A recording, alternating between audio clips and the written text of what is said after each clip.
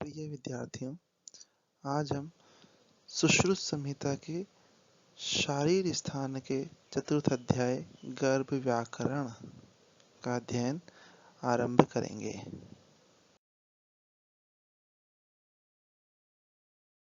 गर्भ शारीर व्याकरण का आरंभ करते हुए आचार्य सुश्रुत ने सर्वप्रथम प्रतिज्ञा की है, अथातो गर्भ व्याकरणम शारीरम व्याख्यास्यामः यथोवाच भगवान धन्वंतरि। आचार्य सुश्रुत की इस प्रतिज्ञा को समझने के लिए सर्वप्रथम इसके शब्दों के व्याकरण पर ध्यान देते हैं। व्याकरण में सर्वप्रथम हम शब्दों में प्रयुक्त संधि को देखते हैं। प्रथम शब्द है अथातो। यहाँ पर दीर्घ संधि की गई है आ में। अतः आ को का संधि विच्छेद करने पर हमें दो शब्द प्राप्त होते हैं, अथ एवं अतः। दूसरा शब्द है यथोवाच। यथोवाच में गुण संधि है और संधि विच्छेद होने पर हमें दो शब्द प्राप्त होते हैं, यथा वाच। इन दोनों शब्दों में प्रयुक्त संधि को भिन्न भिन्न करने पर हमें चार पद भिन्न प्राप्त होते हैं। संधि विच्छेद करने के उपरांत जो हमें भिन्न भिन्न पद प्राप्त हुए, हम एक बार उन्हें स्थापित करके इस प्रतिज्ञा के पद विभाग देखते हैं। अथ अतः गर्भ व्याकरणम शारीरम व्याख्यास्यामः यथा वाच भगवान धन्वंतरि। पद विभाग को जान लेने के उपरांत अब हम शब्दों के व्याकरणिक परिचय को देखते हैं। सर्वप्रथम शब्द है अथ। अथ शब्द अव्यय है। इसके उपरांत दूसरा शब्द है अतः। अतः भी अव्यय है। गर्भ व्याकरणम। गर्भ व्याकरण शब्द अकारांत नपुंसक लिंग में प्रयोग किया गया है तथा यहाँ पर उसके द्वितीय विभक्ति एक वचन का प्रयोग किया गया है।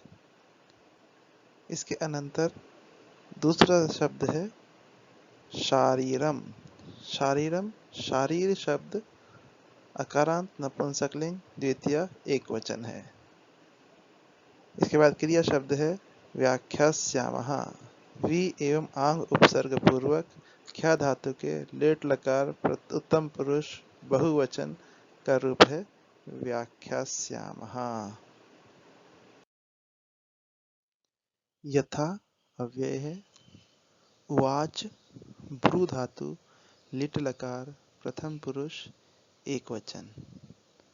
भगवान शब्द भगवत शब्द तकारांत पुल्लिंग प्रथमा विभक्ति एक वचन तथा धन्वंतरि शब्द धन्वंतरि शब्द इकारांत पुल्लिंग प्रथमा विभक्ति एक वचन का है। यहाँ पर वाच शब्द लिट लकार का है। लिट लकार आपके कोर्स में नहीं है। पद विभाग के अनुसार प्रयुक्त पदों के व्याकरणिक परिचय को जान लेने के उपरांत अब हम शब्दों के अर्थ को देखते हैं।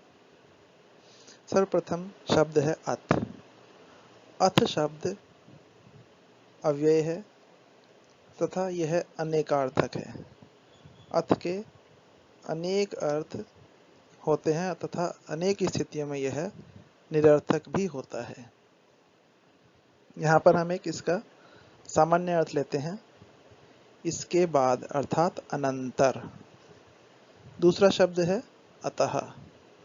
अतः शब्द का अर्थ भी अथ के समान ही अनेकार्थक है, किंतु यहाँ पर इसका हम एक सामान्य अर्थ लेते हैं इसलिए। इसके बाद गर्भ व्याकरण शब्द में द्वितीय विभक्ति एक वचन है, अतः इसका अर्थ होगा गर्भ व्याकरण को। इसी के समान शारीरम में भी द्वितीय एक वचन है, अतः यहाँ पर भी इसका अर्थ होगा शारीर को।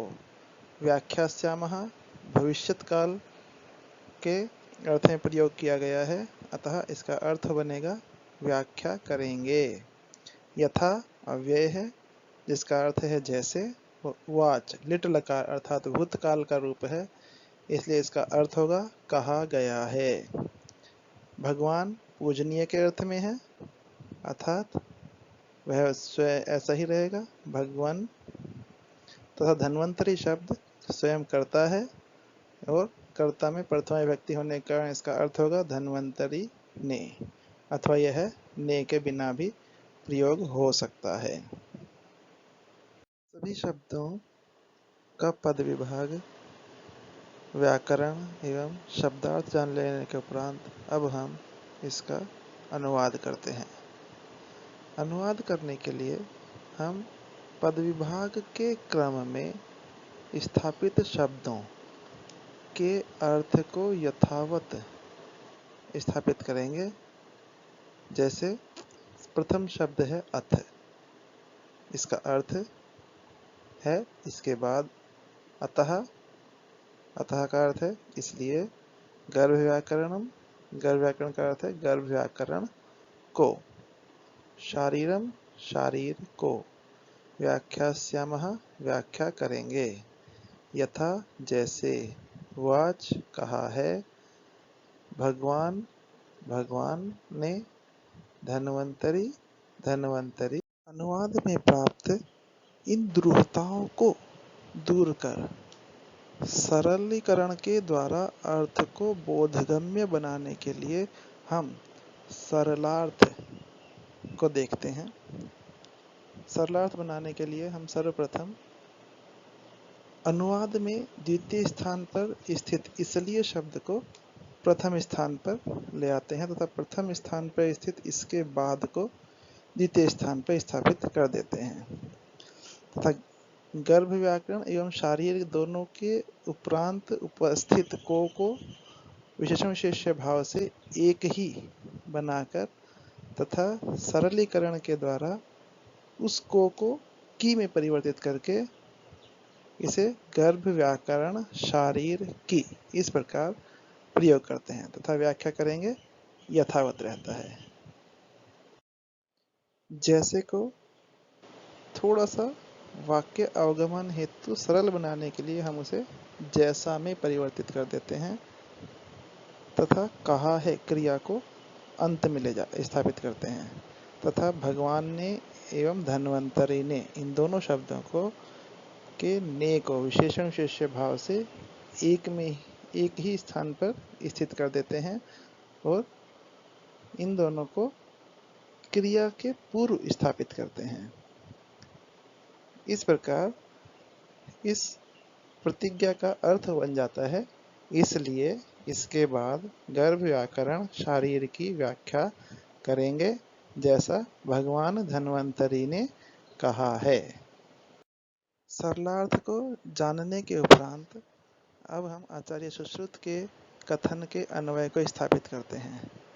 इसके लिए हमें सरलार्थ में प्रयुक्त शब्दों के संस्कृत शब्दों को सरलार्थ के समान क्रम में स्थापित करना होगा। जैसे सर्वप्रथम शब्द है इसलिए, जिसके लिए आचार्य सुश्रुत ने दिया है अतः, इसलिए अतः सबसे पहले आ जाएगा। अतः फिर इसके बाद के लिए अतः अथ शब्द है।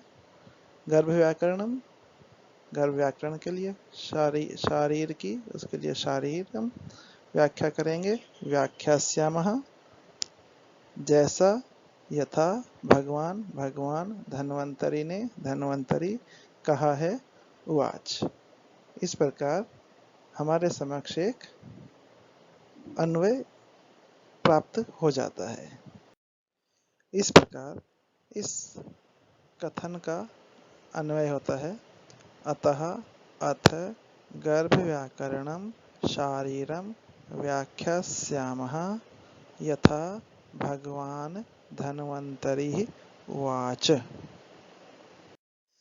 इस प्रकार आचार्य सुश्रुत के द्वारा सुश्रुत संहिता शारीर स्थान के चतुर्थ अध्याय के आरंभ में आचार्य सुश्रुत के द्वारा की गई यह प्रतिज्ञा को हम व्याकरण, पद विभाग, शब्दार्थ, अनुवाद, सरलार्थ एवं अन्वय पूर्वक समझ पाए तथा आशा है कि आपको इस चलचित्र से इस प्रतिज्ञा को जानने, समझने एवं अध्ययन करने में सहायता प्राप्त होगी तथा किसी भी समस्या के लिए आप मुझे व्हाट्सएप कर सकते हैं। धन्यवाद।